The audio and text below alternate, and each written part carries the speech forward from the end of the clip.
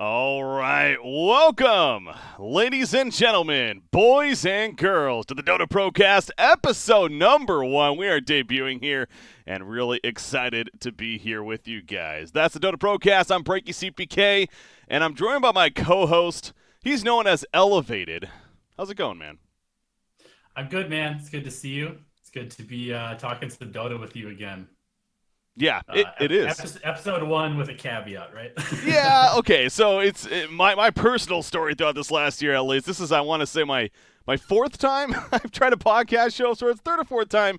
I've had some good runs, but overall, for whatever reason, just kind of evaporates. But yeah, yourself and I, we did do one for, what was it, like 4 or 5 shows ourselves, had some fun with it. But again, same kind of story there. So here we are now with some big dogs, of course, collaborating with BTS. Something tells me this one could work out here. I'm looking forward to it. Yeah, I'm stoked. It's nice. Thank you to BTS for giving us another shot. You know, we're like Rocky. We're just coming back. It's like 4th round, 5th round, 6th round. Eventually, we're gonna get the win, and this might be it. All right, so with all that in mind, okay, guys, here's the deal. This is the DotA Procast, as we're calling it here. So as you may get by the name, that was the idea of naming it as such anyways. We're going to be focusing on competitive Dota 2, of course. That's the whole mindset here. We're going to keep the show anywhere between an hour and a half long is the idea. And again, this will be a podcast form. It will be uploaded all on the BTS side as far as their audio channels, the video channels, and everything. But it's going to be mainly focused on competitive Dota 2 and kind of with what happened within the last week, what's going to be happening in the next week. And ideally, on top of that, we'll also have a guest of sorts on each show. I can't promise it for each show, but that's what we're hoping for. And thankfully, we got a pretty good guest here for our first show. He'll be joining us in about a half an hour from now. We're going to be joined by Zai of OpTic, and I know you as well, Donnie. You had to kind of say you're like, wait, the Zai, and yeah, no, the Zai is going to be joining us, man. Yeah, I'm excited. I mean, there's so much stuff to talk about this last week. The last 2 days, 48 hours were insane. And obviously, oh my gosh, like super major roster shuffles. What else could you want on episode 1? Exactly. When we've been planning this obviously for a little bit, and the idea that trying to figure out, okay, obviously we're going to recap ESL 1, maybe start previewing the super major, then boom, all of a sudden this huge information came out on different levels, specifically with Evil Geniuses. Of course, their roster change. Of course, that naturally meant then OG, then changing a couple of their roster, and we're going to talk about all of that later on in the show when we get to that point. So some crazy roster shuffling going on. For some reason, in case you haven't heard yet, I assume if you're watching this show, at least, you probably have heard by now. But we'll give our takes on it and everything. So anywho, without further ado, I think it makes sense to get things kicked off as far as our topics are concerned. And as it says at the top there, we are going to start with the SL1 Birmingham, the major that was one of the 3 Facebook majors, or I mean the ESL majors, throughout the season right here. So no, it's been getting a little better. I mean, I did watch a fair amount of it on Facebook. I'm not going to lie, and I enjoy it. What about you? Did you watch a fair amount on Facebook? Yeah, the first ESL major, the first Facebook major, quote unquote, I definitely watched a lot of it on Twitch, but I think that this one, I think that their production value has definitely stepped up, and I personally, I missed hearing Fogged and OD go super ham during the games and all the other casters that they hire, because obviously they hire some really talented people. Mm-hmm. And it's just a different experience. If you want to watch the more professional stuff, then I guess you just have to tolerate the Facebook experience, which isn't so bad necessarily, in my opinion. Yeah, no, I agree with you there. It really wasn't that. It's not as bad as on some levels as some make it out to be. But I do completely understand as well as to why there are many against it. Facebook as a platform in general, there's again a lot of drama going around it, and people that don't even have accounts because of it. And on top of all of that, my one big gripe with it still is you'd figure by the third event they would have had this figured out, but frankly they really don't. It seems like. Is where the hell do I go on Facebook to watch this damn thing? I feel like I can type in ESL Dota 2, and it takes 5 minutes just to find where the actual stream is. I know they have their splash page that you can go to, live.esl-1 or something like that, and it kind of takes care of it there maybe, but it's to me that's still a pretty big issue, and that's the one big gripe that I personally have. But anywho. Yeah, definitely. I just go through the Liquipedia page, the link is there. It's Yeah. always been my resource for that stuff. That's a good way to do it. Okay, but enough about that.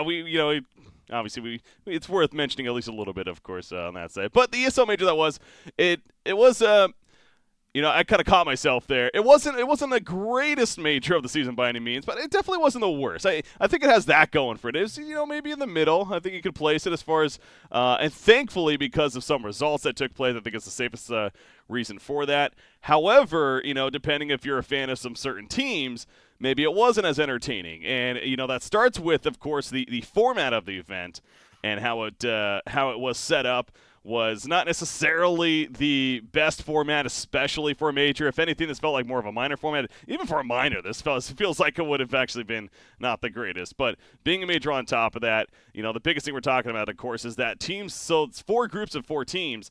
They played a best of 1, then they went into, if you lost that best of 1, you were playing a best of 3, ultimately trying not to get eliminated on what was the very first day. And there was 2 big-name teams that actually eventually got eliminated early on, specifically Evil Geniuses, and then even Newbie later on in the day. On that very first day, were gone because of this format. So it was 3 groups of 4 teams, by the way, not 4 groups. But anyways, we'll start right there real quick. The format, what did you think about the format here, Limited?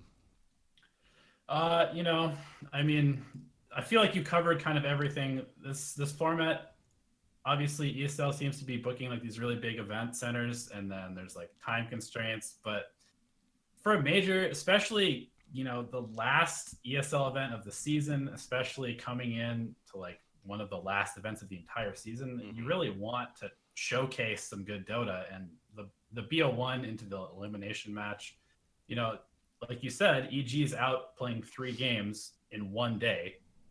So like, what are you actually getting if you're a fan of EG, which is obviously a fairly large portion of the people that are watching the English stream. And, just, I'm sure we'll get into it. Just the formats in general this entire year have been so kind of in flux that it's really hard to keep track of who has a chance to win this event because of the format and like what's actually going to happen in these tournaments, because it's always all over the place. Yeah. And, EG, a team that was contending for a spot still. Obviously, that's not even the case anymore. They're not even eligible anymore, as we know. But it does kind of suck. And I'm not the biggest EG fanboy. Anyone that's listened to me over time right here will know that I frankly think the team has been overrated this whole season. And, again, we'll talk about that a little bit later on when it comes to their roster situation. But the fact that they still had a deserving spot, a chance to qualify for that top 8, and it almost feels like it was taken away because of how the format was set up. Being eliminated after 3 games in total on the very first day of a major event is frankly it's stupid. But that's neither here or there. I mean, they did lose to Team Spirit, they did lose to Fnatic. I'm going to disagree with you, actually. I think that based on how they played, they deserve to be eliminated on the first day.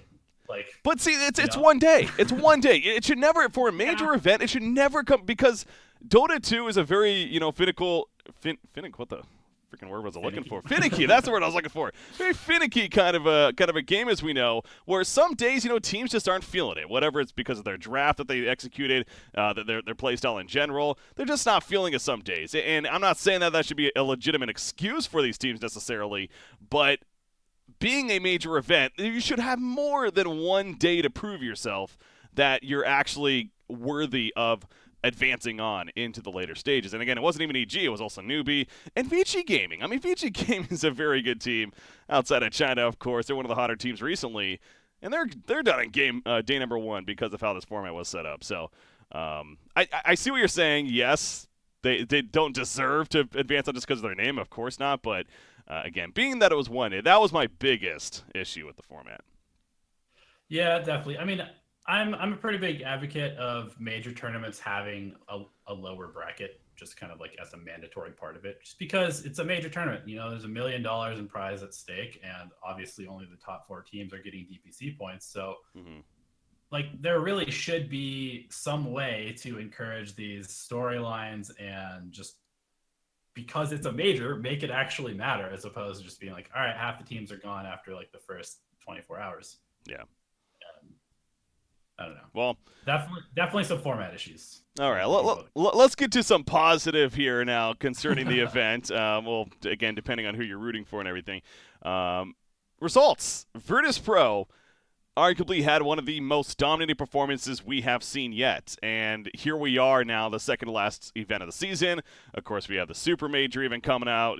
You know, who knows what they're going to do there.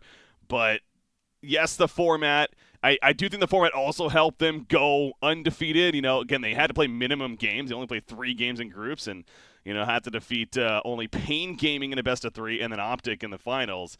Let's be honest, let's be real. These aren't necessarily, you know, it's not the biggest, craziest list of teams they have to get through on their way to claiming the title, but still a very deserving victory. And so I kind of set it up like that because was this the most, I mean, they went undefeated. So, you know, the numbers suggest that this was the most impressive win yet by Virtus.Pro. But personally, because of the format and because of who they had to get through, I'm not oversold on their performance here as being the best, but it still continues to show that VP is the top team in the world right now, right? Yeah, I mean, I have to agree with that statement. Like, the only other team that would arguably be in the conversation right now is PSG LGD.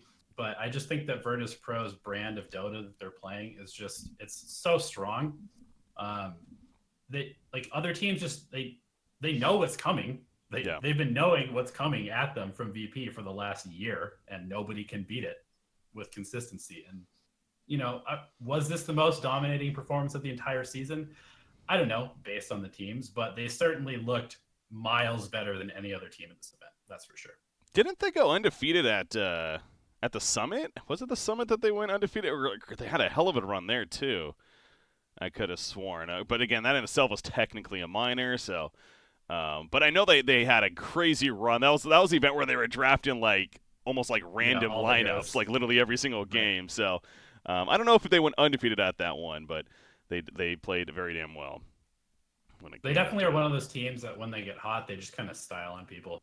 Yeah. Like it makes their wins look even more one-sided than it actually is. Yeah, and I think we talked about this a bit at Epicenter, actually, where when they're on point, they are the best team in the world. But they're not always on point. They do have and I think they're a little more sporadic than a team like Liquid, for example. Liquid consistently, I feel like you could argue, is the better team, but overall, again, on their very best day, VP seems like the best team in the world. However, we've also seen examples of them on the other side of the spectrum where it almost seems like that they, frankly, aren't trying maybe to some extent, and they're kind of having a little bit too much fun. Maybe they're not as prepared as they should be.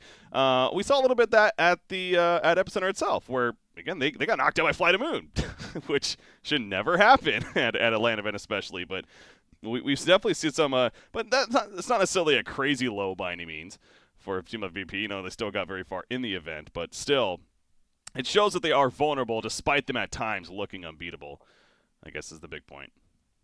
Yeah, and I mean, I think that's just Dota in general. It's really, really hard to stay on top, and especially like with all the traveling that these guys are doing, some days you just wake up and you just don't really want to go to work that much, you know? And I'm sure that occasionally they wake up and they're just like, no one's like, man, I really don't want to play Dragon Knight or Viper today, but I have to play them. That's a good just point. not feeling it. You know, that happens. It happens in sports. It happens in your job. But that being said, I'd say that their ceiling is probably the highest in the world right now. Yeah, I would agree with that as well. And again, obviously, we'll talk plenty more going into TI itself and everything. What's down the line here, but I think it's at this point, there's no doubt that they're going to be the favorite team to take TI8. But you know, they also were going into TI7 last year. A lot of hype around them, and maybe fell. Not maybe. I mean, they did. They fell pretty short, a lot shorter than they would have hoped for when it came to those results. But that's down the line. All right, advancing on more about ESL. Obviously, there's plenty of other storylines, including one of the bigger ones too was Pain Gaming. Pain Gaming making a name for themselves, ultimately finishing third place. And I'm actually going to post a straw poll in chat for you guys to also interact if you would like and give your take on basically what we're going to discuss right here. But is Pain Gaming a legit team in the international scene? Was this, dare I say, a fluke of sorts, kind of a one event? Now, granted, they also did half decent at Epicenter, but, you know, here they are finishing third place at a major. Are they for real, or do we still need to see more, you think, out of Pain Gaming? I think that at this point, I've probably seen. I feel like they have a formula. They have a winning formula against a variety of different teams on the scene. And if we were to look at like the super major, the teams that are at the super major, and compare this Pain Gaming lineup to those teams, I think that Pain could probably take a series off of at least 5 or 6 of the teams at the super major, and potentially take games off of many more. So, you know what? They've been as consistent as a South American team as we've seen probably ever this season. They've made a decent amount of lands, and they definitely got run over by VP, but they also put up a fight. And then obviously beating Fnatic is a pretty big accomplishment for them. Yeah, especially considering what was on the line, right? Fnatic, they're sitting here trying to qualify for a TI8 spot, and Pain Gaming playing spoilers right there. So, getting knocked down by Virtus.Pro, nothing to be ashamed of there. They defeat Liquid twice. Yes, one of them was a best of one, but they went 1-0, and then they beat them 2-1 the second time. So, absolutely, in my opinion, I think this event alone, mixed in with a little bit of their epicenter success a couple events ago, this is now our first really South American team, at least this season, that we can finally sit here and say now, because I know we talked about this on a previous podcast show they have. It's like, when is enough for South America of like, oh, they're getting more chances, they're getting some more experience, but, well, when do we have to sit here and say, you know what, when is that time going to come? Now here we are ending the season, and we still really haven't seen them take a series even for the most part, let alone games, until that epicenter event especially, and then once again here at the ESL. So personally, I would have to go with an absolute yes, and I look forward to seeing what they can do.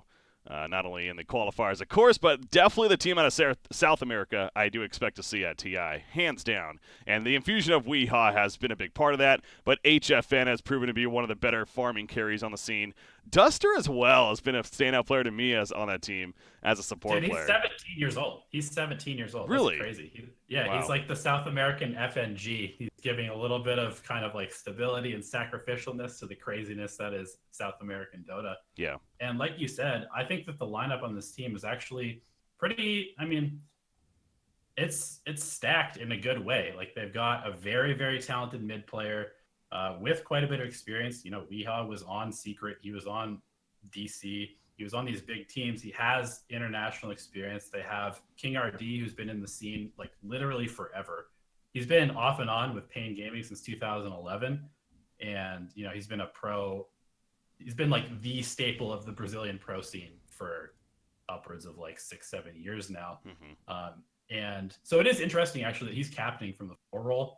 They're not giving that over to the 17-year-old position 5, but it's also really cool that there is a position 5 who is a young kid, because most young kids come up, they want to be a mid. Want to be mid, yeah. Right? Yeah. No. So I don't know. I like it, and I like their lineup. Tavo's a really talented player as well. Yeah, absolutely, and it's going to be fun to see again more of Pain Gaming moving forward. Let's see what the community thought. What did you guys in chat think? Again, we're going to do our best to give you guys some straw poll votes here. Interact. Wow, it's actually very close between yes, no, and don't know yet. Yes did win, but it was damn close actually, as far as the results are concerned. We're looking at 37 to 29 to 34%. So a lot of don't know, a lot of undecided here after such an event, and I do feel like the format maybe has to play a big role there as well when it comes down to that. Oh, my apologies. Let me show it for you guys. Thought I was right there. There you go. But yeah, Pain Gaming, big storyline here at the event, and representing South America proudly with the results. Another team that okay, well, actually, let's go this direction first before we jump into that. Another kind of storyline to look at. We've already talked about it a little bit with Evil Geniuses, again, going 0-3 and the format, how that's set up for them and everything. But what about the idea that, here we had in the group stages, not only was EG knocked out, we already mentioned Newbie as well. They fell on the first day. Liquid, again, they lost to Pain Gaming twice in the group stages, which actually eliminated them as well on top of that. And I ask you, as I'm asking Chow right here with the straw poll as well, which was the bigger deal? Was it EG, Team Liquid, or Newbie getting knocked out of the group stages? I think that it has to be EG for me. I mean, yes, Liquid is, I mean, I think probably without a doubt a better team than EG, and they've proved that this season. But I think losing to the same team twice might just kind of be like a stylistic thing. And if you actually look at the drafts, Liquid absolutely destroyed Pain in the first game. They had Miracle on Invoker. He went like 12-0 and 17 or something like that. They won like 34-9 in kills. Mm-hmm. And then the next draft was like some kind of weird stuff going on with Liquid. And then their final draft was also, I don't know. I don't know. Sometimes I feel like Kuroki experiments and drafts himself into a corner occasionally. And against a team like Pain that is like 100% momentum based, if they get the ball rolling and you don't necessarily have like a very well-rounded draft to deal with that, then you can just get snowballed on. I think that's kind of what happened. So, I mean, that's definitely a big upset, but EG losing to two different teams pretty soundly is, to me, the biggest upset. And Newbie at this point is just a disappointment for most of the events that they've played. Yeah, I mean, EG, the thing with EG, again, as I've stressed, I've really not fallen for this hype train of the team. I think they weren't as good as people made them out to be. With that in mind, they should beat a team like Team Spirit and to ultimately get themselves out of group or help get that place, but obviously that wasn't the case. So, losing to Fnatic in a best of one, especially with the way that they lost, not the craziest there, but losing to Spirit on the other hand, 2-0, a team they should be. Now, granted, Spirit is a very good team themselves, out of CIS, and they're similar to the Fly to Moon, where it's a makeup of a lot of these players that have been around a while, and definitely could be yet another CIS team to look out for in the upcoming qualifiers on top of that. But absolutely, EG should beat them. However, with all of that said, I think it's Liquid. Getting knocked out by Pain Gaming, essentially losing not only the best of one but a best of three. We're talking about South America Dota here, a region which, outside of the Epicenter event and now this one, didn't even win a series, let alone very few games on top of that. So the idea that the defending TI champions were knocked out by Pain Gaming not only once but twice in a best of one into a best of three, for me has to be the biggest deal of it all. So That's fair. Of course it is. Right. And the community agrees with me too. We got Liquid pretty decisive right here, 73%. EG 22, and then we didn't even mention Newbie, but again, Newbie losing to OpTic, especially then LFY, who's always an up and down Chinese team. It's not the most surprising necessarily. Right, and Newbie hasn't really looked that good other than like one or two events this year. Mm-hmm. So. Absolutely. All right, that kind of leads us into our final storyline of ESL 1 and what happened there, and of course the runner-up team. Now, obviously, the winners being Virtus Pro and just dominating, undefeated.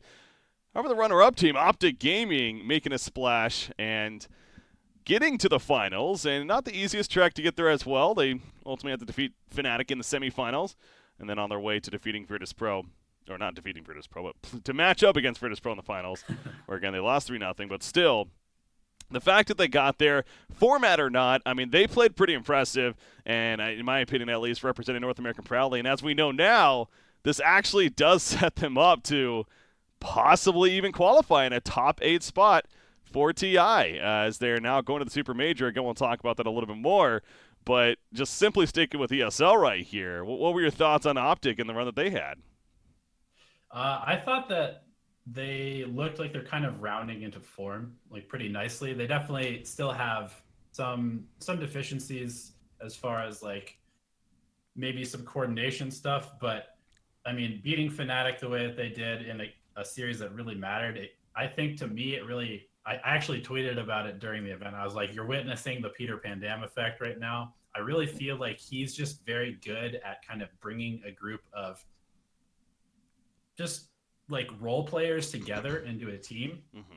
And then I think that they have a good amount of versatility with, Zai on their 4, and obviously with 33, who plays all the crazy stuff in the off lane. Yeah, that like Visage. Most teams really want, one player that has this like crazy hero pool. So I think they definitely have tools to be pretty successful going forward. I wouldn't be surprised to see them, place relatively high at the Super Major.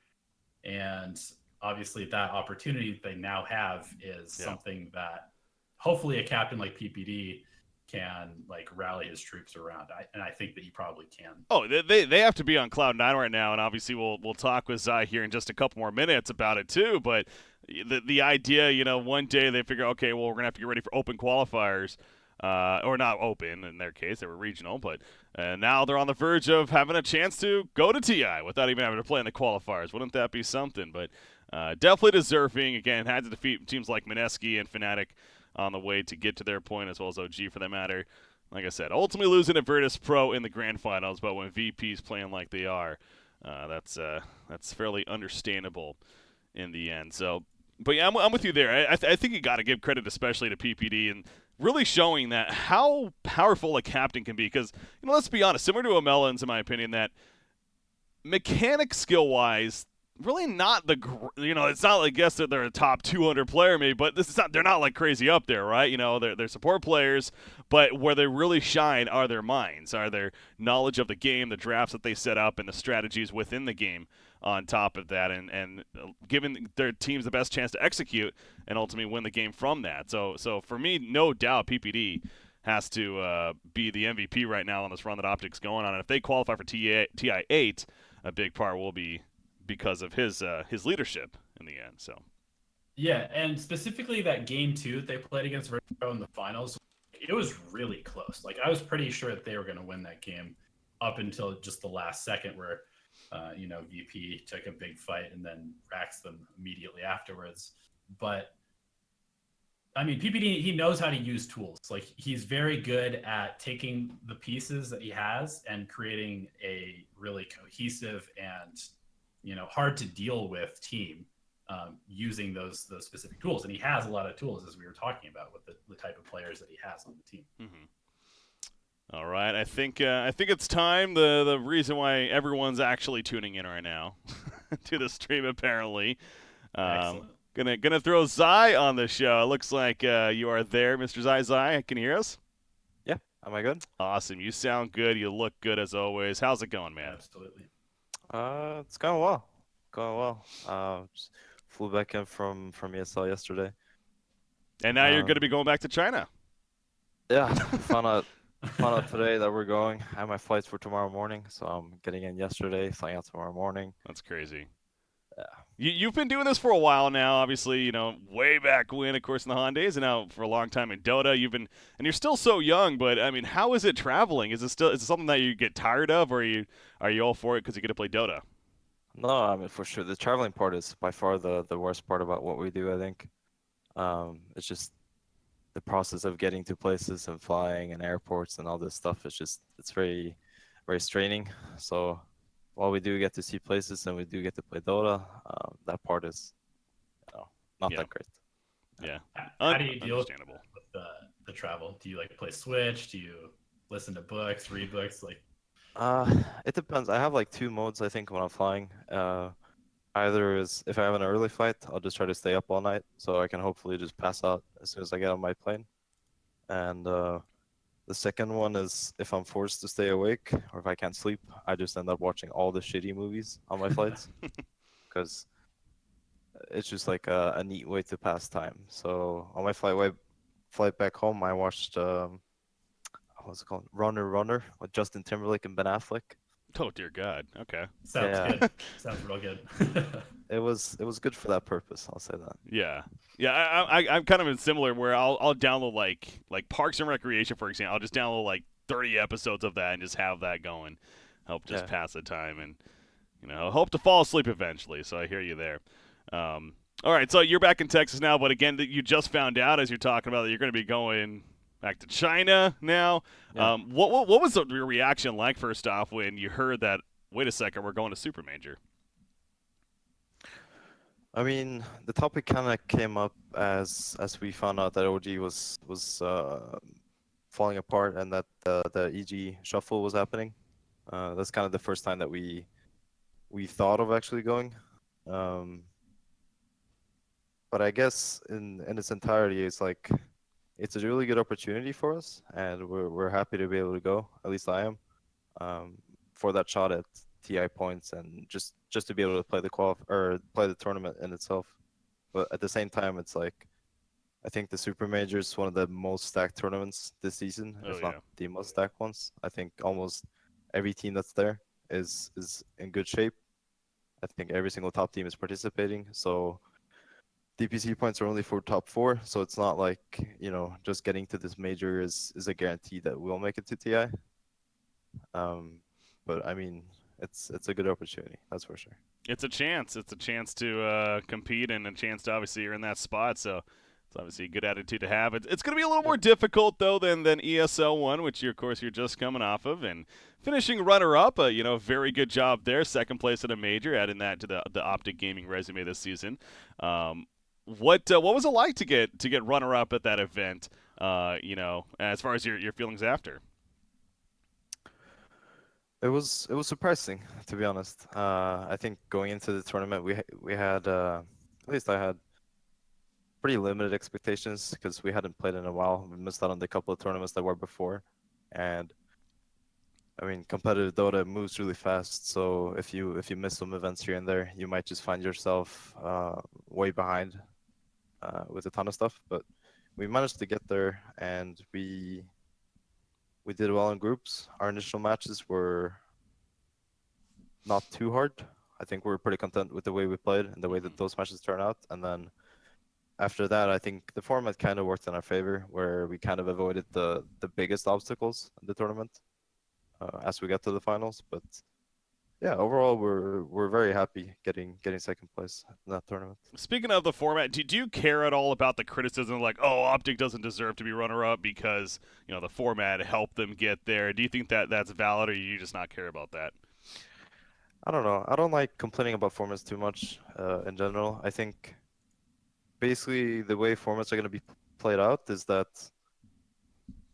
at some point you'll either face the team that's going to win the tournament, or you'll play them in the finals if you're looking at yourself as a team that's going to win the tournament. And I think, yeah, I think that's a pretty, at least for me, a pretty sound way of looking at it. So if we had played VP in the semifinals, maybe we would lose there and we wouldn't make the finals. But the way it worked out was that we got to the finals, which was good.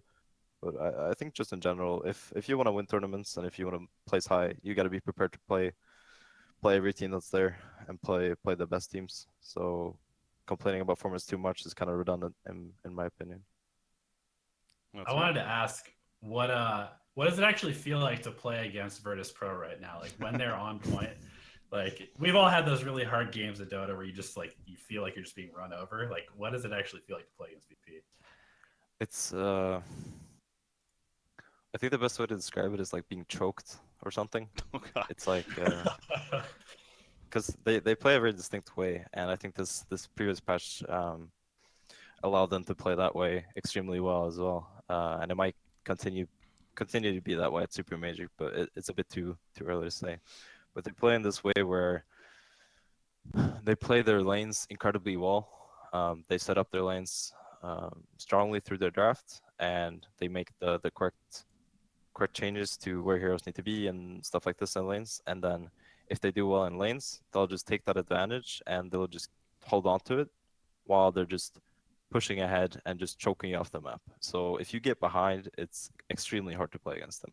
Like you'll see Solo at like 10 minutes or something.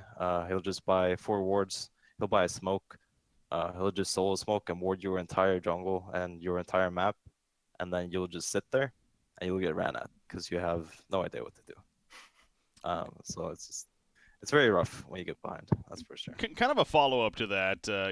Promise will make it more about OpTic in the end, but going up against VP there, you've played a lot of teams throughout your history. Of course, you've played a very good team throughout it. You've been on some very good teams yourself. Do you think VP is up there as far as one of the better teams that we've ever seen, or is it too early to be saying that, you think? I think they've been consistent enough for a long amount of time for them to be considered up there with the better teams throughout Dota's history. I think that's, yeah, I would say that. I think VP has proven again and again that they'll perform at pretty much every tournament that they go to. And I think if they're not up there as like one of the greatest teams in terms of accomplishments and stuff, I think they should definitely be praised for their like dominance like it's nice to see, or maybe not nice for me, but you look at this team and the way they win tournaments, sometimes in some fashion, it's just like utter stomps in almost every single game. And like this tournament, I don't think they didn't drop a single game. Yeah. You have like the summit tournaments where they'll just draft a bunch of different heroes. They'll never play the same hero twice and stuff like this. And for a team to be able to do that and still provide results, I think it's very, very commendable. So a team that you personally have had history with, went through this whole roster shuffle. And I don't know if you heard, Zai, but Evil Geniuses, they changed some players. They announced that, it's pretty crazy stuff, obviously, with Misery and Fear being removed from the team. Do you have reactions to that? Are you just not worrying about what other teams are doing right now? What do you think of that move? I think for a team like EG, being on EG, I have some experience. It's like you have pretty large expectations, I think, in comparison to other teams. I think that's more often than not like a curse on the team, is that EG's fan base and Dota fans in general just expect really good things from EG, and maybe rightly so, because EG has been dominant in the past. People kind of expect great things. It's kind of like the same thing that's going on with maybe Navi or some alliance and stuff like this. Some team that was in the past very successful and provided results and stuff like this, and then as time went on, the results kind of faltered, but people still expect things from them. So with that said, I think if the results aren't there as they weren't for them for a while this season, I think making switches is a pretty reasonable move. And I think like at this point in the season, if you don't have faith in your roster to go to TI, I don't think you should hold back at all to make these switches. Because if you're going to TI with like a roster that doesn't really have faith in itself, then you're just bound to fail. So might as well make changes in order to try to salvage that, I think. Yeah, and a reason not only because, like we were talking about, you have some history with EG yourself, but I also bring that up because you were on the team earlier this season even. And of course, then the whole transition went down. You joined OpTic. Misery went to them. PPD, of course, came to OpTic as well. At the time, in hindsight, I think it's fair to say that you're probably overall very happy with that decision. But what about at the time? Can you look back and were you the most excited for the move, or were you uncertain about going to OpTic there? I had no idea how OpTic was going to shape up and what OpTic was going to become. Basically, what I did know was that I didn't really believe in the EG roster was there. I felt like our roster was limited in terms of what each player provided, and that there was just like the dynamic was kind of off. The chemistry wasn't really there, and I think there was some ideas of swapping roles around and try to make it work, but I still feel like the fundamental thing was missing, which was like a firm like a firm leader to follow and a firm captainship, which was like I think most people would say was like that part was the fundamental part that was missing, and I didn't think that I had it in me to kind of take on that role, and I didn't see any way that we could swap the roles around so that we would find someone that could do that with the 5 that we had. So I thought if I leave, maybe I'll find something new, something interesting, and the other guys can try to make the roster work, which was kind of like, yeah, it's kind of how it went down. And I mean, I had no clue how good OpTic was going to be, but at the time it was like the most promising offer I had at that event. Mm-hmm. So I kind of just went with it, I guess. Regarding the team dynamics, I mean, having played in both teams that have like a strong leadership role and then teams that are sort of more like, I don't know, group led is that like the right way to say it? Yeah, Do I you suppose. think that the no hard leader is a viable way to run a team, in your opinion, or do you think that you really kind of need in a game like Dota to have one person who has a final say in a game, like to make the call? Let's go do this right now. No, I actually don't. I don't think it's a necessity. I just think that you need, because more. I don't think in every team in Dota. I don't think even in the top teams, it's solely the responsibility of one person to make all these calls. It's just like reaching that point as a team where you have individual people making calls at the right point in the game. Like early game, mostly the supports will call out movement and rotation and stuff like this. And then as the game progresses, then it becomes more the responsibility of the course. I think that's an ideal dynamic, but I'm not sure if that's how it is in every team. I'm not sure. Like, I'm not sure how VP is as a team. I'm not sure how LGD is as a team. I'm Yeah. sure that some teams have this one distinct guy making everything, but I think at the same time it's very hard to find that person, and I don't know if they exist, to be honest. Yeah, it's safe to say you guys have that with PPD, of course, and a couple other players though on the team. I'm actually very curious now, specifically 3-3 and really CCNC. You know, CCNC in his case, he is a very young player. You yourself, you have been playing competitive gaming for a long time already, despite being so young yourself. But you've kind of lived what he is going through now in a sense of going to some of these bigger events at a younger age. Yeah. Have you been mentoring him? Have you been giving him advice? Has he been asking for it, or has he kind of just been doing well on his own? You think? No, I think Quinn has. I mean, it's not like personal advice and stuff like this, but I think Dota related things he's taking to heart uh, very well. I think throughout the season, he's picked up on a lot of things that we've tried to like give to him, and I think he's taken it in and he's adapted it to his game. And I think out of all players on our team, I think Quinn's the one that's improved the most throughout the season. And yeah, All right. Cool. Do you and prefer to play the 4 or the 3 position yourself? What would you prefer to play in the end? uh, it's kind of patch dependent, I think. Um, and that was also I forgot that I guess part of the reason why I didn't want to continue playing 4 at the time after TI because I was mentally I was pretty defeated in my role. I felt like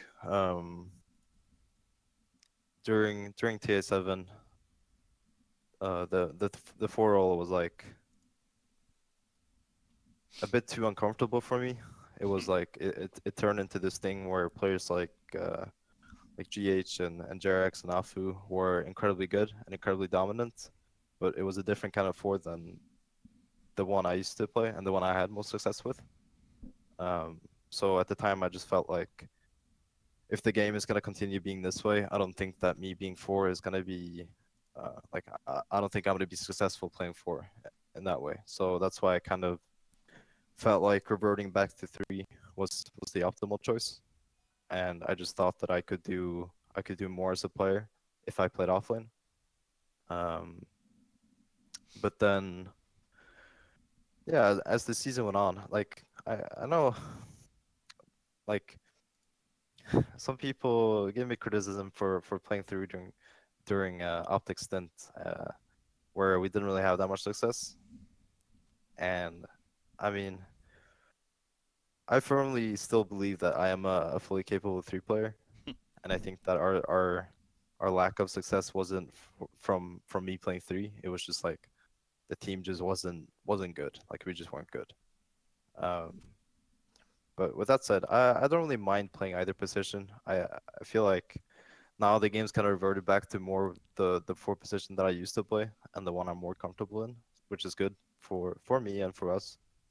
Um, but overall, I don't mind. Me playing 4 now led to us getting 3-3, getting Neta, which has been wonderful. So for now, I'm very content playing 4. Yeah.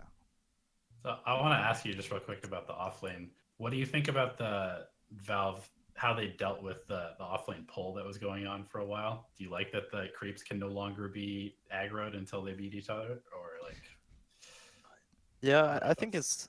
it's in a pretty good place now.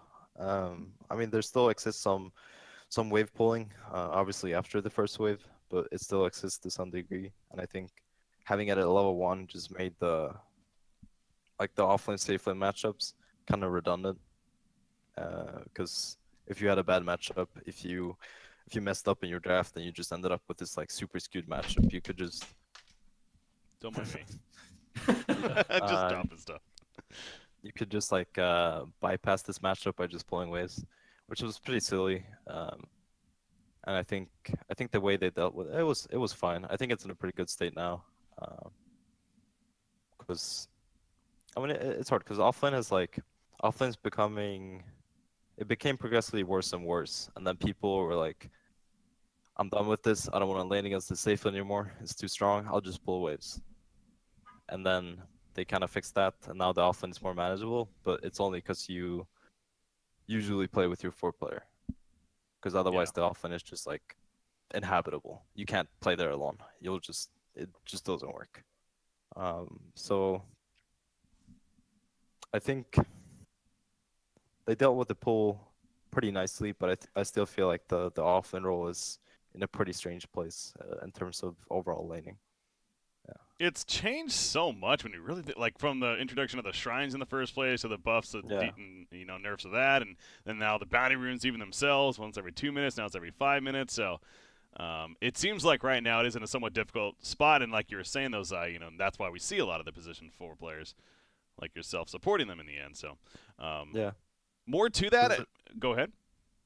there was a period where offliners were just way too strong. It was like pre PMS removal or something like that. Yeah. It was a Even good before, patch.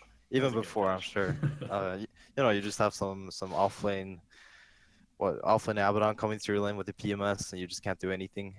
So I mean, safe laners and safe lane supports were just incredibly sad at that point in time. But now it's the way balance works in DotA is that tends to fluctuate, right? Some some patches, some things are strong. The next patch they'll be weak, and it'll continue to be weak until they become strong again. It's just kind of like the natural flow of the balance.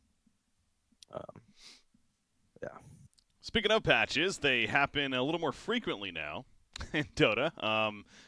Thankfully, Valve has been somewhat adapting the idea of okay, let's not do it mid-major, but it's still happening pretty frequently. They did announce after TI they're going to change it up a little bit again. But what have you thought about the current patching system? Is it something like are you an adaptive player? Do you kind of like the idea, or do you wish that it was more drawn out again? I wish it was more drawn out.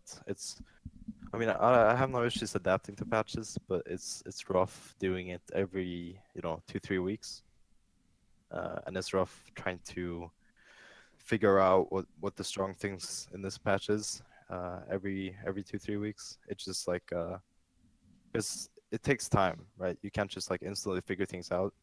It takes time to see and to learn what things work in this patch and what doesn't. And I think it removes like this degree of stability and consistency that some teams had in the past, where some teams just get the patch and some teams just understand what to do.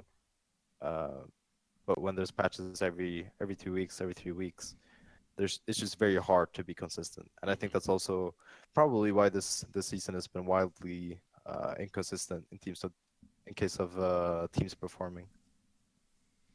Yeah, it's been quite up and down, and I think you're definitely right there. That on top of just so many events, right? And you were kind of talking about that Yeah. earlier, just so much traveling going on.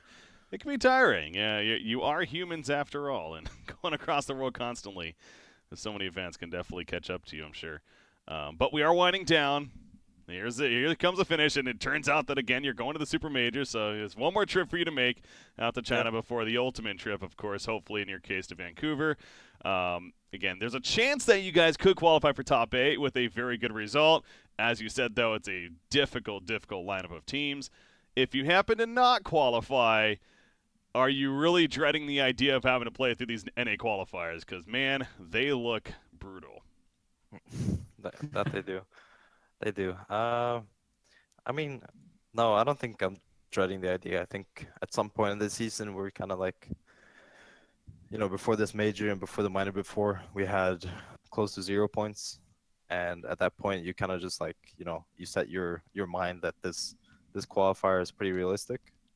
And I think we're all pretty, aware of the possibility that we're going to play qualifiers.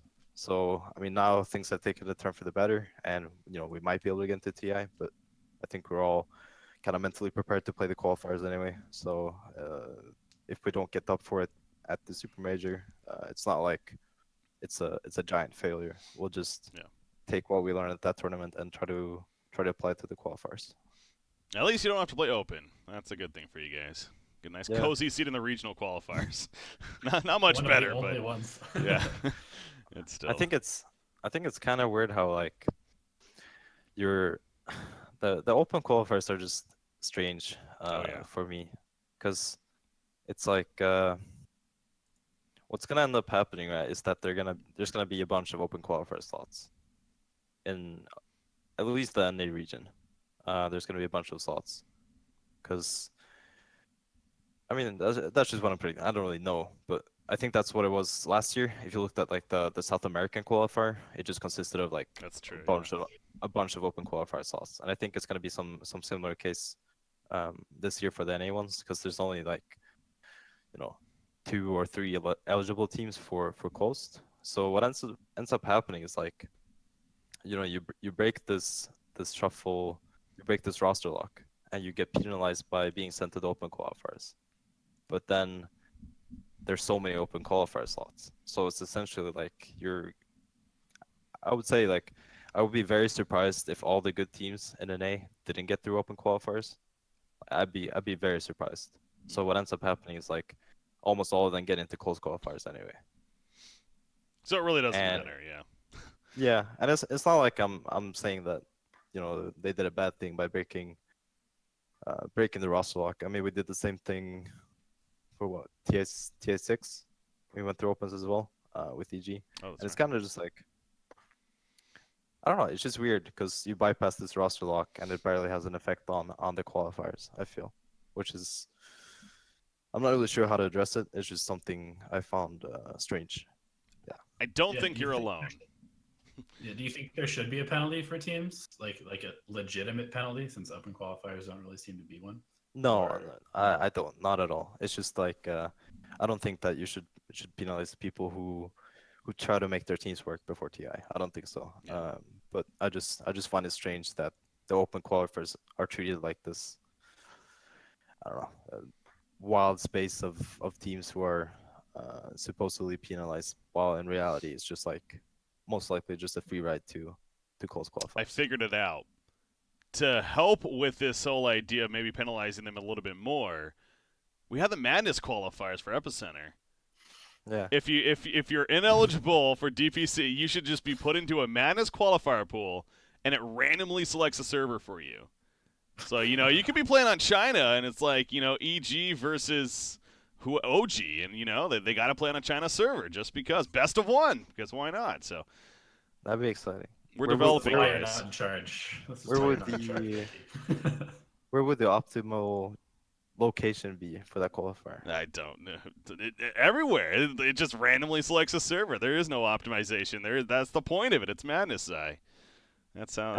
I'm just thinking, if you were preparing for the qualifier, you would go to one spot and you would have like you try to find a spot with optimal ping to every server. I would think Maybe somewhere like a SCA? CIS even. Yeah. CIS would probably be your best bet, because then if it's NA, maybe you're kind of screwed, but everywhere else you'd be okay.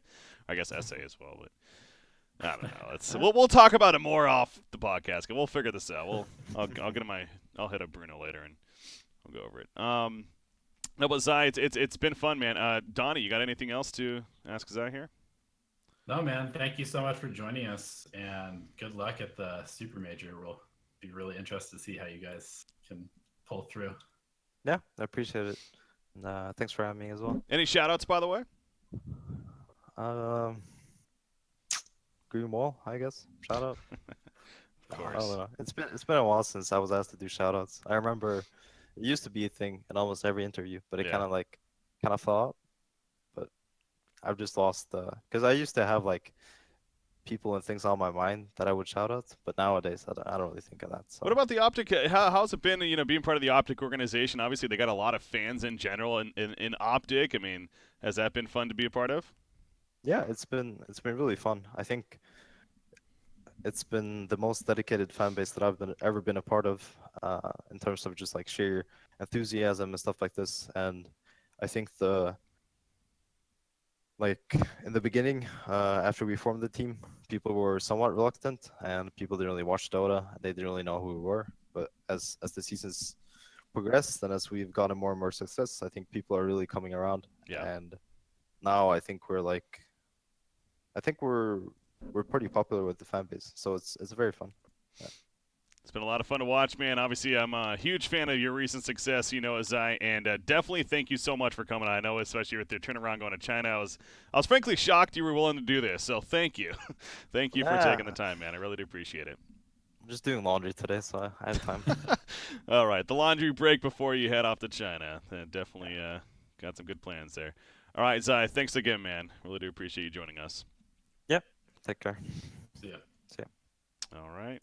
Boom. There we go. We're back to, and then there was 2. As soon as I can fix this now. There we go. All right, so Zai, once again, huge shout out to him for joining us there on the show. Definitely got plenty out of him, talking about their recent success and what it's like moving forward, and even his opinions on the EG situation. Like, he has history there, so it really is interesting to get that insight on that. But speaking of that, Donnie, that's kind of where we're going to head next ourselves now. So the show will continue. So obviously, if you're here for the Zai interview, that's it for the Zai interview. But the DotA Procast, we are continuing. We still got plenty of content to go over, including the roster shuffle, as well as, of course, our Super Major preview, taking at least an early look and seeing how that is going to play out there. But Drama's on the menu. Drama is on the menu. As let me clear this up real quickly. Okay, so in case somehow you're tuning into the show and you haven't heard this, here we go. Evil Geniuses announced officially Misery and Fear are no longer a part of the team. So that's the first step of what's been happening. This official announcement came out 2 days ago, basically as the ESL event finished. And it initially came out with tweets from Misery and Fear. Actually, Misery specifically, and his tweet was, I should have pulled it up here, but it essentially was along the lines of, I'm now out of Evil Geniuses, but the way he made it sound too was like I think the word he used was relieved. He's relieved that he's out of Evil Geniuses, and I think that's very telling when you use the word relieved, that clearly there were some issues amongst the team. And then a little bit later, Fear made a very similar tweet. He also tweeted about how he was at home, actually, very quickly, of course, looking after his new kid that was just born. So definitely big congratulations to him there, of course. But Donnie, what the hell? What was your reaction when you heard this news? Because I know mine. It was crazy. Well, I mean, I think it was pretty clear that EG was going to change for sure.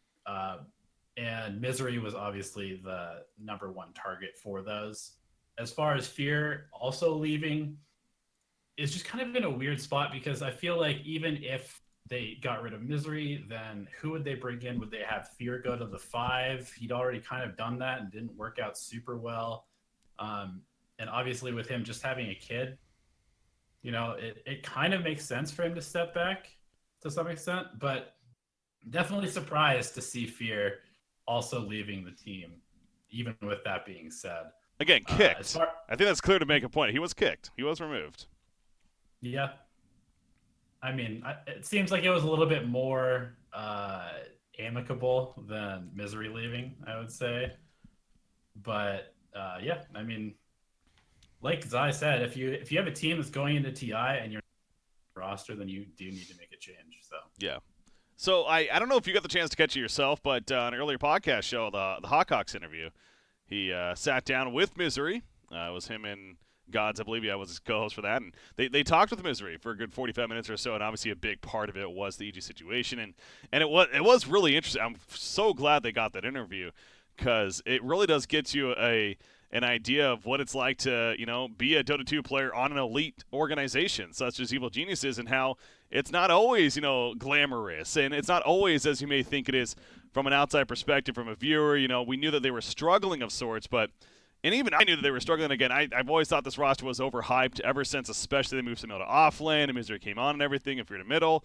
But even I didn't know it was that bad. Like, the things he was saying about how clearly it was a case of Sumail being very hard to work with, Arteezy being very hard to work with, and EG clearly was not going to kick those two players. Crit apparently is very good friends with Arteezy on top of that, he pointed out. So, naturally he was also going to be somebody that would stay with the team. And he basically flat out said it. He pretty much knew that he was going to be the sacrificial lamb, however you want to call it, in the sense of we're struggling, guys. We need to do something.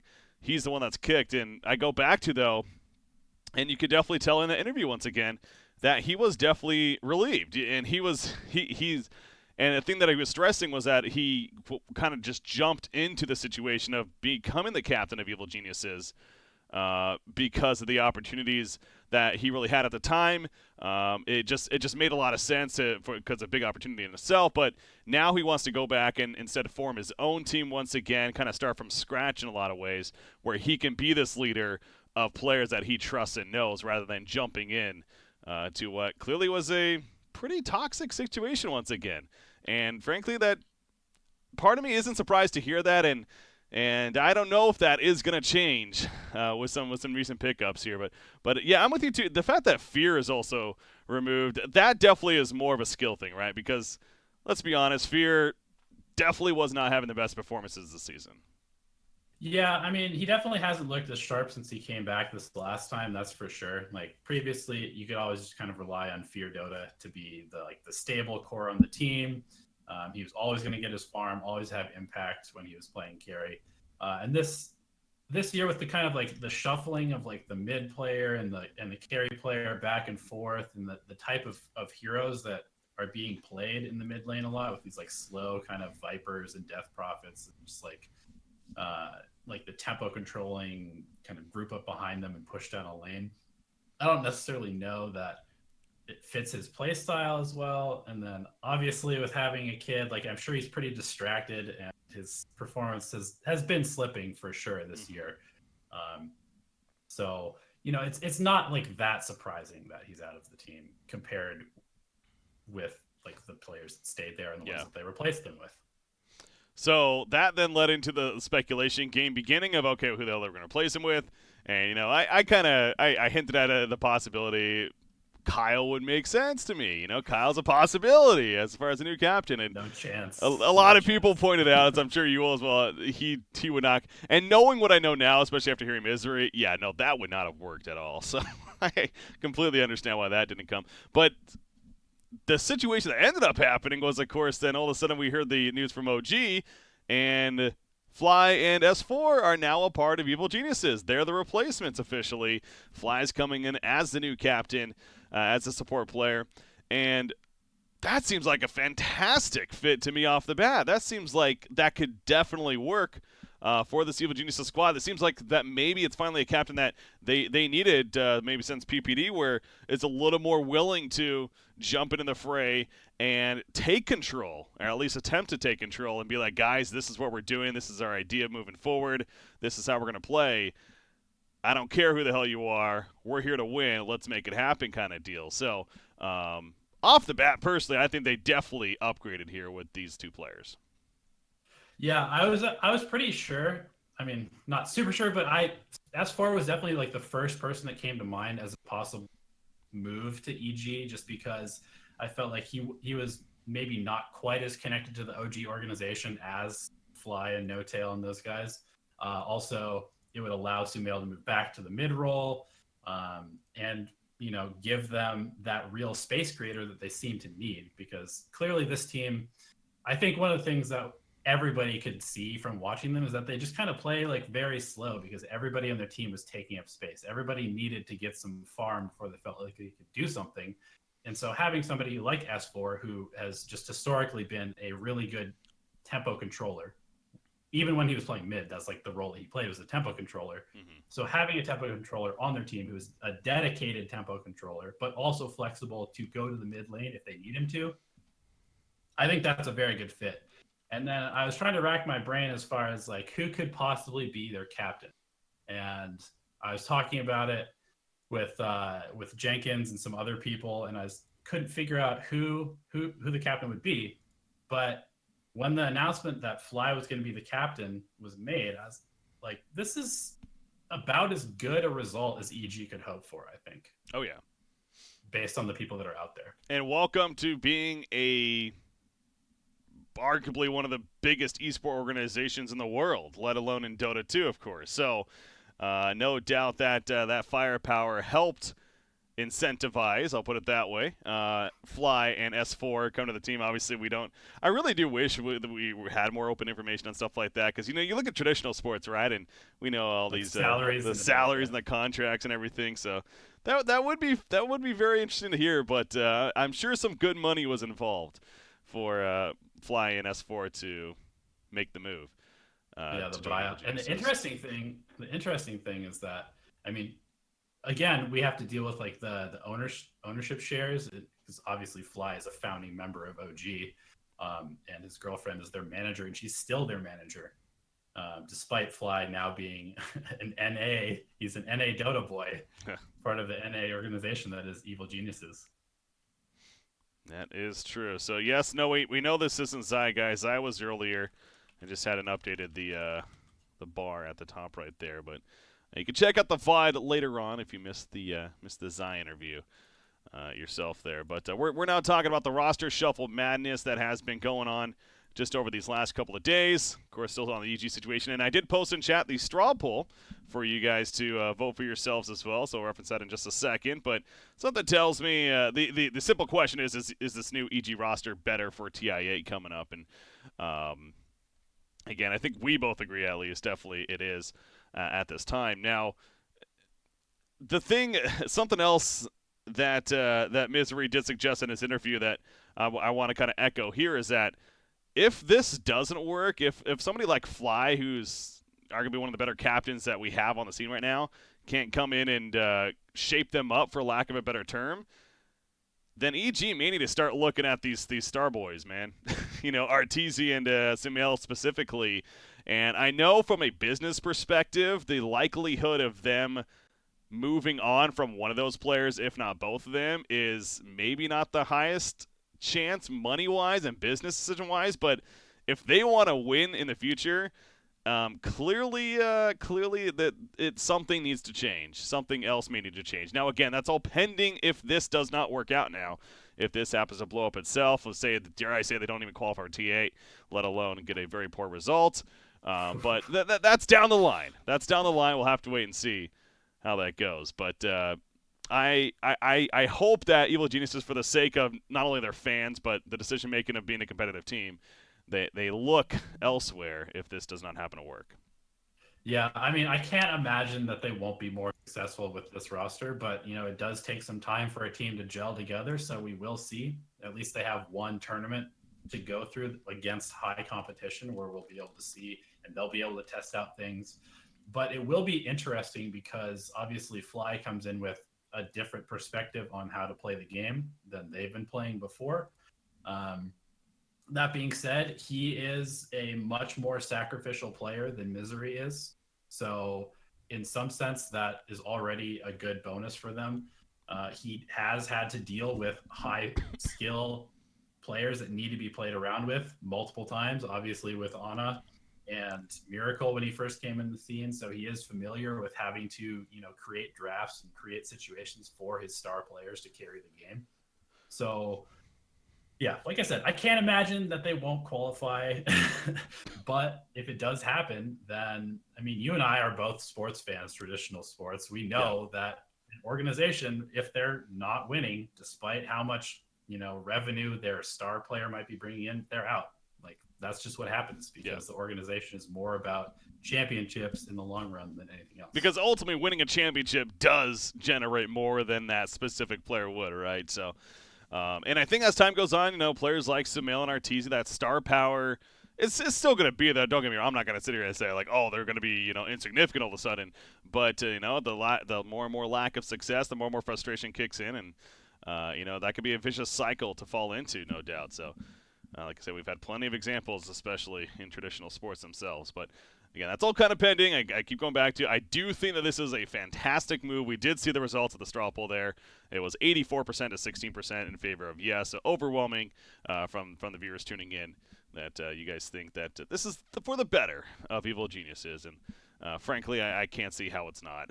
Really, clearly, it was a toxic situation in the end. But excuse me. This also now brings us to the other side of the coin, right? Now, the OG situation. How, yes, for flying and S4, that's great, but now OG all of a sudden is left without 2 players, and as a result of that, they pulled out of the Super Major, which then opened up the doors for Optic Gaming, as we mentioned earlier, and that's why they're there in the first place. But OG, of course, they posted this message, and this was a big thank you. Now, effing Mad, aka Seb, he did make a blog post himself as well on the situation, and it was clearly a all of the sudden move. This was not something that he specifically saw coming, and the other OG players. And this goes back to, EG, it seems like that they kind of just reacted the moment. They just reached out, and I'm sure they threw some good money at these 2 players and helped make the decision a little bit easier for them. But ultimately, this caught OG off guard themselves, and you could tell he was a bit frustrated because of it. But at the same time, I think he was maybe ultimately understanding is the take I got from his blog post. But it now puts OG in the spot of they're not going into open qualifiers 2 weeks away. They're down 2 players. What the hell do they do, right? They grab Cinderin and Kezu. This is what they do. They need a captain. They need an offlaner. Those 2 seem to be pairing up all the time. You heard it here first. Okay. OG Cinderin, OG Kezu. Breaking news. I mean, reading Seb's blog, it definitely seemed like he was pretty disappointed in how things turned out. He definitely wasn't expecting Fly to leave. It doesn't sound like. Yeah. But, I think at the end of the day, if you're in a professional industry like this, success is the most important thing for pretty much everybody. It's all about winning TI. You can't really fault somebody if they hop on an opportunity to do that, I don't think. That's why they removed Resolution from the team, because clearly that wasn't working out, and Seb actually stepped in, and it seemed like he was filling it a little bit better. Not necessarily that he's a better player, but just the camaraderie of the team seemed to gel better, and we saw some success from OG because of that. But, you're right. Again, it's clearly something tells me, Fly as well. And S4 saw that. They weren't necessarily going to be in their best spot to take it in TI, and they had an opportunity with Evil Geniuses. So, I know you're kind of joking at that, but maybe, right? Who really? We have 2 weeks before the open qualifiers start. This was completely thrown on them. They're not going to have many options. Now, again, they're not as big as EG by any means, but I'm sure they do have some incentives to be able to. You couldn't see it, but I guess you can kind of see it. Some incentives to give to some players and help them make that decision to leave their current team. And so I'm sure we're going to kind of see a domino effect almost where, they may go down the line in a team like Mad Lads with Cinderin and Kezu. That could be a possibility. So who knows there, right? But it's got to be a tough spot to be in right now if they're them. And, obviously people will even bring up Misery, but Misery I think made it pretty clear he wouldn't do that. He's probably going to look to start his own team, which could involve a player from OG. Who knows? And maybe just OG just dies. Yeah, who knows? Who knows? I'd be surprised if OG were to completely dissolve, but it's definitely possible. I believe every year around this time there does seem to be this sort of one team takes a player from this team, that team breaks up, then those 4 players all get picked up by other teams, a bunch of other players get dropped. And it does create this sort of really crazy last-second shuffle, which you can't imagine would be very good going into a stressful period like the TI qualifiers. No. So, losing your captain obviously is going to be tough for them to deal with. But that's why I think that bringing in an experienced person is probably pretty mandatory for this team. So is it Cinderin? Is it Kyle? Who Kyle's knows? still there. It's funny because I tweeted the whole Kyle to EG, and then literally that news came out. I was like, Kyle to OG? Question mark. I mean, I'm not as sold on that personally, but yeah, I don't think that would. I mean, it's possible because again, who knows with this OG situation? Really, they are in a desperate spot moving forward here. So, that wasn't the only bit of roster shuffle that took place. Obviously, the bigger one, no doubt, but there was another change that took place amongst the NA team in Complexity. Complexity, of course, they as recently were using Saxa at the Epicenter event, but we kind of felt like that wasn't actually going to be their true fifth. It seemed like that was just simply a filler for the event, and we now know that that's the case. On a couple of levels, pull it up here. Turns out that not only were they finally replacing Kyle in the end, but also removing Chessie. So Chessie is no longer a part of Complexity, at least on the team side. I think he might still be streaming for them, perhaps, but on the actual competitive team side, he's no longer. And with that came the announcement of 343, a.k.a. Adam, to replace Kyle, and Moon Meander is now stepping in as well to the team. So Moon Meander, he's had a stay, at least one stay, if not a couple stays with the Complexity organization, even back in the Han days, of course. So finding his home once again here, especially partnering up with Z-Freak again. So you got him, and then you got Z-Freak, Moo, and Limp, makes the full 5-man roster. But this makes a little more sense to me now, because again, Kyle was very open about this, and I 100% agree with him. One of my biggest issues was that they clearly didn't have a replacement for Kyle off the bat. So kicking him is like, okay, if you're going to do that, at least have a game plan. Now, Beef, a.k.a. Kyle, their manager, he did actually in a statement make a point that I guess Adam was originally supposed to be their man to replace, but something kind of fell through after they made the kick. But now that he's no longer the coach of Fnatic, with Owie stepping in, that opened him up. And here we go. So I know I'm rambling on here, but just to make sure it's clear. But yeah, Donnie, Complexity situation. Yeah, I mean, that sort of cascading effect kind of makes a little bit more sense when Owie was announced as the coach of Fnatic all of a sudden. They probably just had to like clear Adam's contract somehow, I would imagine, and find a replacement for him. And it's interesting that Moo is moving back to carry. I know that I see him playing carry in pubs all the time on the top games watch list in the client. And he's always kind of struck me as one of those players that like seems to be kind of like the core of the team. Even on DC, like they were specifically drafting a lot of heroes for him when Misery was the captain there, and he was doing a lot of carrying on that team despite not necessarily being their one. And so I mean, I think it ultimately could be a good fit having Moon back there, and Adam brings some legitimate leadership to the team, because I think that he did quite a bit of sort of like experience. I don't know. Experience, I think, is a better word there. Yeah, that's actually a good point. Because right now I think Z-Freak has been drafting for them. I assume that's going to stay the case, but it also means Moo's going to be their position 1, I believe, and Moo Meander will move to he'll be the off lane. And then, of course, Adam will be their 5 position. And, oh, no, wait, what am I saying? Adam's going to be the captain. Duh. I'm sitting here. No, Adam's going to be their new drafter and captain for the team. Yeah, he's playing the 5. Z-Freak's on the 4. Yeah. So that's my biggest, again, big Complexity fanboy here. Anyone that knows me knows this. I am more hyped about this roster now since they dropped Kyle. However, you just picked up an off-lane player that hasn't played a competitive Dota 2 match all season, as well as 343, who has he played all season? I don't even know if he's actually played all season. I know he's been coaching quite a bit. Point is, they have not been playing a lot of Dota. That one tournament. Okay.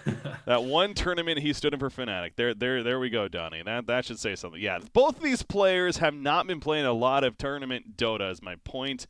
And they have 2 weeks to prepare with this team to qualify for TI. Sounds tough. That sounds tough. I mean, it's a tough ask for sure, but were they in a better spot before? No, I don't think so. No, you're right. I mean, it's a solution. I You're don't right. think that the previous roster with Kyle and Chessie on there was better than VGJ Storm or OpTic or EG. Mm-hmm. So, I mean, will it? It's hard. I can't just say this team is bad, but if it's a side grade or even just like a slight upgrade, I don't necessarily know that it makes a whole lot of. Moon did play with Animal Planet, that's right. So he did qualify for one event. Yeah, no. So yeah, that was an over-exaggeration, but the point still stands. Overall during the season, both players have played very little in comparison. But you're not wrong, though. I mean, you definitely are 100% right there. It's what were their options, and frankly, this could be a good option because there is some former synergy, and Adam is no doubt a great mind when it comes to Dota. So. I think the possibilities there, and again, this also goes back to when they announce it. We'll preview more on it, but how many spots are going to be available for NA? Will OpTic be a part of that competition, or will they qualify for TI8 as a result of the Super Major finish? These are the questions to be answered. Yeah, how many qualifier spots do you think NA gets this year, based on the amount of teams? I personally think it's going to be, if OpTic does not qualify, I could see them giving 3 spots. However, if OpTic qualifies, then they get 2, which pretty much is the same either way, right? Because it's like either way, OpTic would probably qualify, and then you have EG and VGJ Storm obviously have to be the next 2 teams in line there to then qualify. I'm hoping there is 2 slots with OpTic getting a top 8 spot on top of that. Because if they don't get top 8, then I do think the potential for only 2 spots being there is actually pretty high, despite I would like it to be 3, and then that's going to really make it that much. I mean, those qualifiers will be insane. Yeah. Either way. Really insane. Either way. They're going to be something. So it's crazy to think again. This is literally 2 weeks away when the open qualifiers start. Yeah, saddle up, man. And the regionals shortly after that. So it's a good time to start this podcast show. That's one of the reasons why I wanted to get this going as well. We got plenty of Dota coming up right here. I think that I guess I posed this question here real quickly too. Personally, I couldn't really think of any teams that came to mind, but any teams that are still going to be going through some fairly bigger roster changes, we think, as we enter the open qualifiers in 2 weeks, or it's again, it depends on what OG does. But like I said, it's going to be that domino effect, really, from there. Yeah, I wouldn't think that we'll see any of the top teams make any roster changes. I feel like most people are fairly settled in, and then it'll just really be a matter of what players get poached to fill in the OG roster and how that affects everybody else. Mm-hmm. But do some of the teams that are already qualified need to make roster changes? Maybe. Who knows?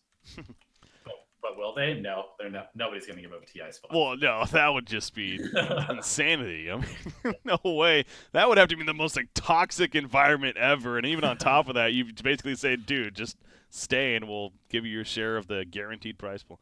No, it's yeah.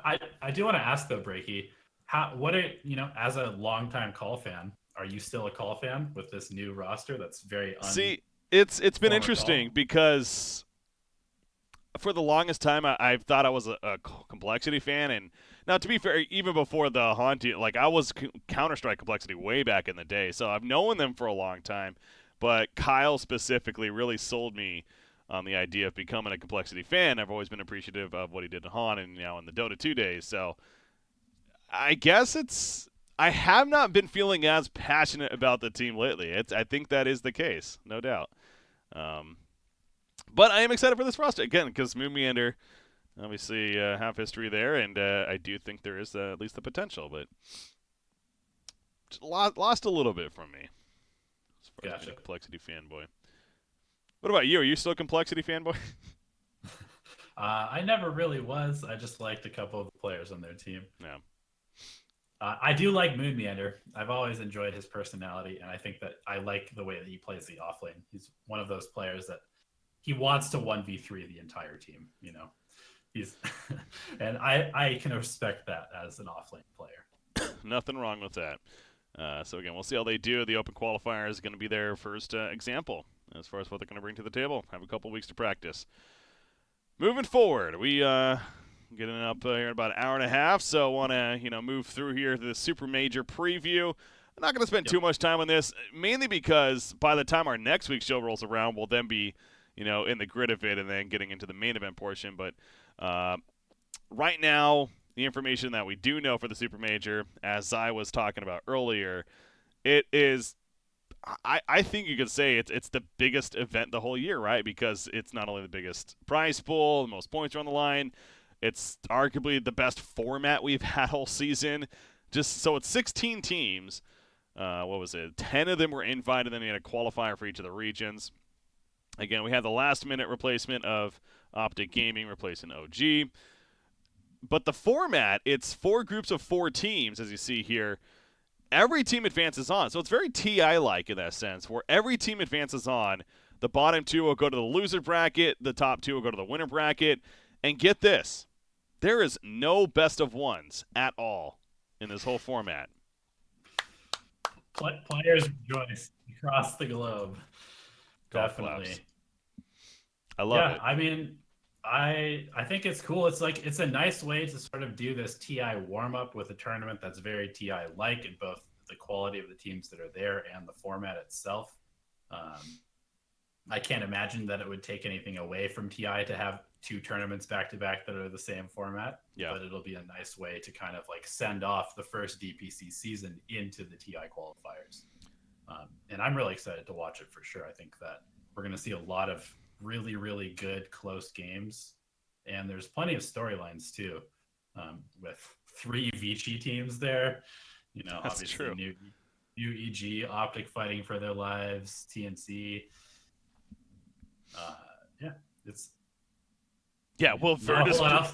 Will Virtus Pro care enough to try to win this tournament? I think that question's kind of already been answered, to be fair. I mean, just because they've already qualified, they're still playing for a lot of money. So this team just likes to dominate people. I can't imagine that they would pass up a chance to show everybody that they're way better than. Yeah, just looking at the squad, it is very China heavy. What is it? It's 5 Chinese teams? 4. Oh, it's only 4 actually. Okay, that's actually not as many as I thought there was initially. So 4 for a China Super Major. That's actually not too bad. That's doable. That's allowable.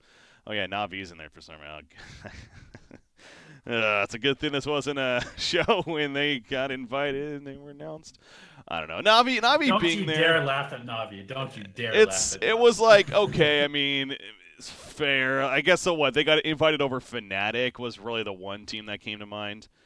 Because you look at all these other teams, and at the time, Navi was up and now. Again, a lot of it came from the Lil transaction, so that's for me is the biggest issue. It's like, yeah, people want to use DPC, but this is why this whole argument has come up of should we even be referencing the DPC when it comes to putting out invites, because there are ways to manipulate it, at least earlier on in the season when it came to roster transactions. So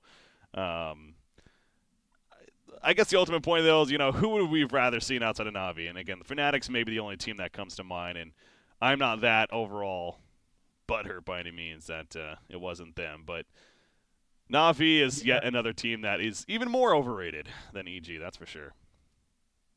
Yeah, I mean, the only thing I'm a little bit disappointed with is that there was no way for OpTic and Fnatic to, fight for the spot for the Super Major or something like that, just because obviously those are the 2 only teams that could potentially qualify still, really, except I think maybe TNC can if they the entire thing. That's a good point. Yeah, that's actually a good point to bring up there, because again, so OpTic was the team announced over Fnatic.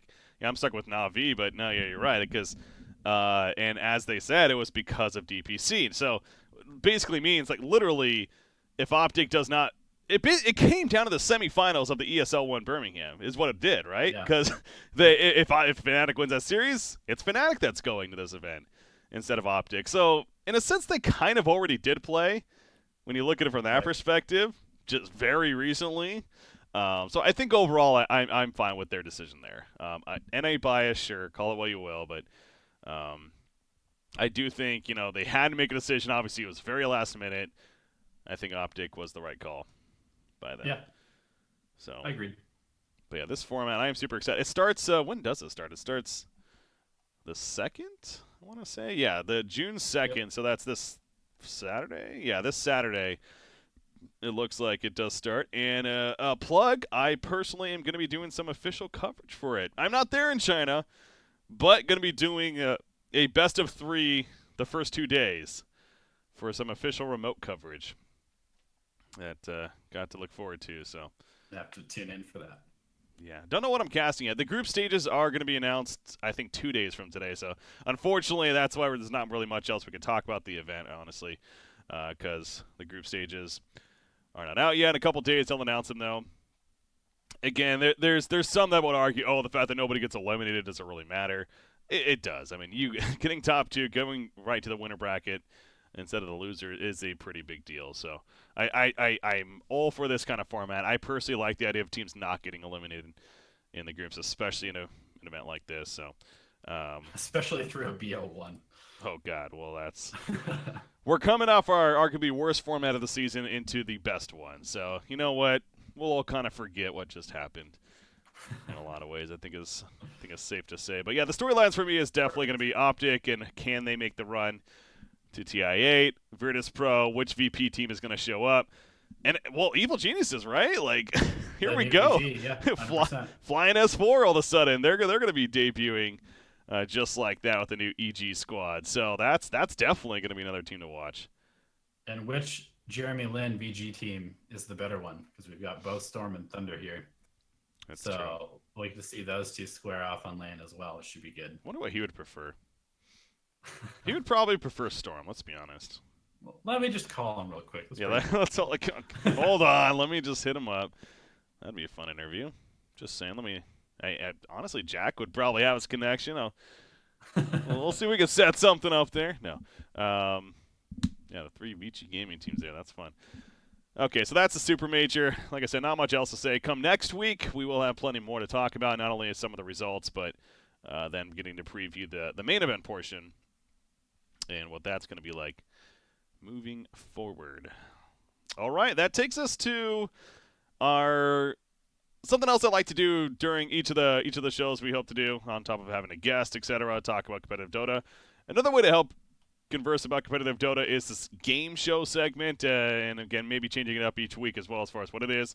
Pretty somewhat rapid fire. It's not going to take too long, but pretty straightforward game show this time around. It's going to be a Would You Rather. So, again, would you rather this or that, however you want to call it. Okay, well, we'll start with the first one here. I'll do the first one. Read it off to you first. VGJ Storm or OpTic. Pending OpTic does not qualify for top 8, excuse me. Would you rather be VGJ Storm or OpTic going into the NA playoffs? I'd much rather be OpTic, just because they are coming off 2 big tournaments. They're coming off playing against VP, and like Zai was saying, like they were already expecting to go through qualifiers. So I think that if they end up having to go through them, they're not going to be ultimately super crushed, and they just have. I feel like they were a little bit closer than VG Storm, and they've had a little more time to gel. So I'd much rather be OpTic going into the qualifiers personally. I would actually be the opposite. I would rather be VGJ Storm. I do think that we can't forget about them just because OpTic had the much more recent success at ESL. The previous events, obviously Storm had great runs themselves.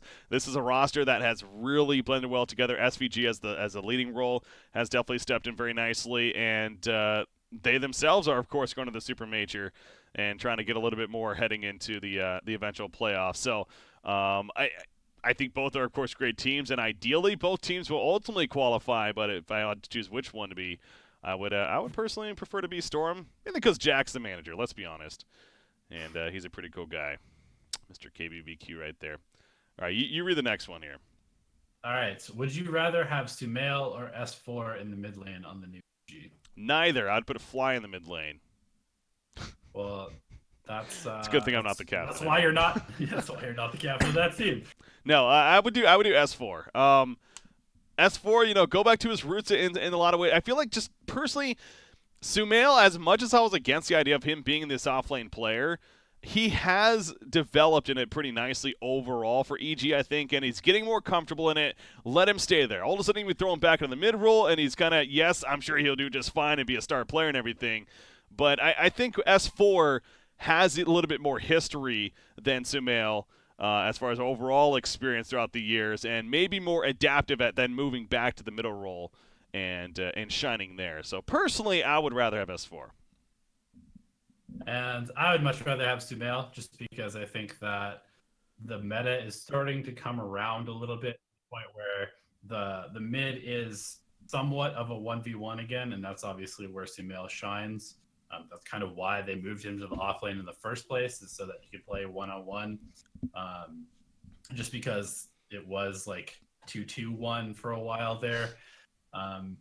And you know what? I think that there will probably be a little bit of flexing between them, just because obviously they are two original mid laners, and both have obviously played offlane now at this point. So we might see a little bit of shuffling around, but I would rather have Sumail in the mid lane. I think Sumail in the offlane, though, you could also control his ego a little bit more.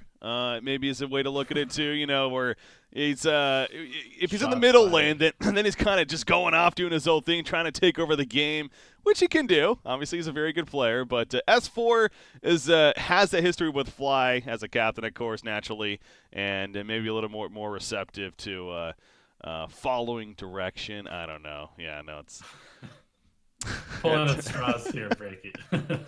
Speaking out my ass a little bit right there, but no, I still would lean a little bit more towards S4, and I'm right, you're wrong. All right, next one we got. Would you rather play in NA or the European if you are evil geniuses? Now, this is interesting because it wasn't Misery. Somebody officially announced, I thought on Twitter maybe, but that EG did say that they were playing NA qualifiers, no matter what. Of course they are. They're an NA team. They're based in California. Where else would they go? Europe? You telling me they don't have the money to move to Europe for 2 weeks and compete in the European qualifiers? Come on, this is EG we're talking about. I'm pretty sure Valve wouldn't allow that based off of the Team Tinker thing that happened a couple of years ago. Oh, sure they would. What rules are there to state that they couldn't? Absolutely they could. There's no rules in place.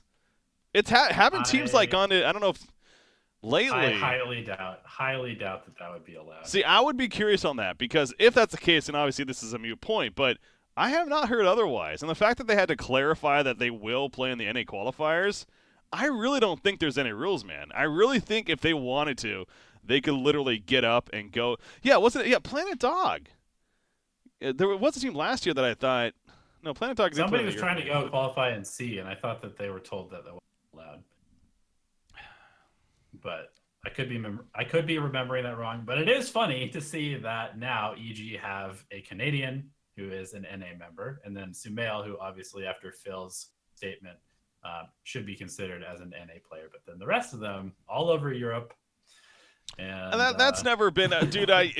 Initially I was on that point of yeah, they should be from the same, but we're at a spot now where that just doesn't matter. It's the org. It's where the org's based. Exactly. It's wherever the org wants to base them is what it comes down to. And I think I'm fine with that. You know, if the org's willing to spend that money and move them to a completely different location to compete, so be it. Yeah, I think it might have to do with if you do go to another location, you would just have to play in the open qualifiers, which they're already doing anyways.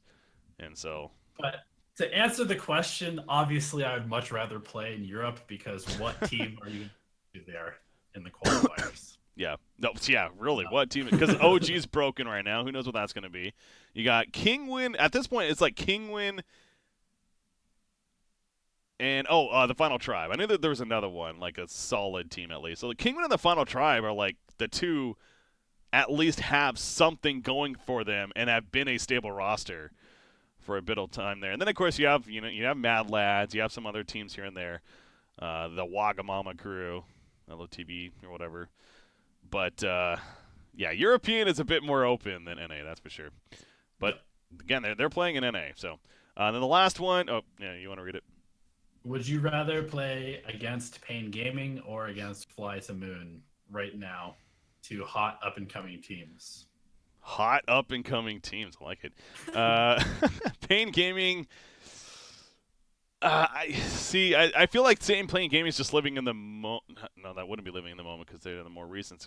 I would say Paying Gaming because Fly to Moon does still scare me. That's a team that it was a bit of a surprise to see them do so well at Epicenter, but at the same time, when you really broke down that roster, that was a very good roster, led by Iceberg, one of the better middle players, not only out of CIS, but frankly in the world, that I've actually been saying for these last couple of years.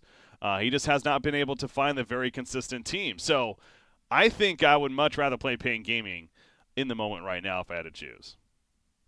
And I'd much rather play against Flight of Moon just because I think that Pain would get in my head if I was a team and they're dropping items and taunting all over my Dota map and, accidentally killing their items on purpose in front of our tier 4s and diving the fountain. I think that would just tilt me to the point where I wouldn't be able to play the game anymore. So I'd rather play against Flight of Moon because I want to play some Dota. Fair enough. Okay, so there you go. Hopefully you enjoyed that Would You Rather segment. And that pretty much takes us to the end. If I'm not mistaken, I believe we did it. I believe we are about to start wrapping up our first episode here, at least with the DotA Procast. Mr. Elevated over there. That's you pleased with the outcome? I am. I think that we covered a lot of stuff. Thanks to Zai again. I thought that interview was excellent. We got a lot of really good insight on both teams, inner workings, the game itself. Obviously, just him joining us when he's doing laundry on his way to China. It's a big thing to have for the first episode of the show. So thanks to him, and thanks to BTS for putting us on. And thanks to you guys for watching and listening. Absolutely, and as far as from myself, guys, again, this has been something in the works for a little bit now. Again, I've been doing podcasts throughout this last year plus. Donnie's been joining me on the adventure, at least in these last couple of months. I'm excited to find a new home with BTS, and no doubt one that I'm sure will continue moving forward. The idea with this, guys, every single week, that's the ultimate goal. The DotA Procast, we're going to look to do it the same time and day every single week, thus being Tuesday at 6 p.m. Eastern. I believe that's midnight Central European time, so maybe not the most friendly for the European crowd, but that's what we're going to try to shoot for as far as the weekly podcast here. So we'll let you guys know, obviously, if anything changes. But and to reiterate what Elevated said right there, big shout out to Zai for coming on pretty much last minute, especially considering what he's going through with traveling to China over there. Information on the show, guys. You can check out all the BTS network there as far as the YouTube, as well as their SoundCloud channel for the BTS podcast section, as it will be uploaded to there. So feel free to check out any of the content that you missed on the live show at that spot. But we've done it. We are wrapping up episode 1 officially in the books. We'll see you guys, hopefully next week in due time. Have a good night, guys. We'll see you then.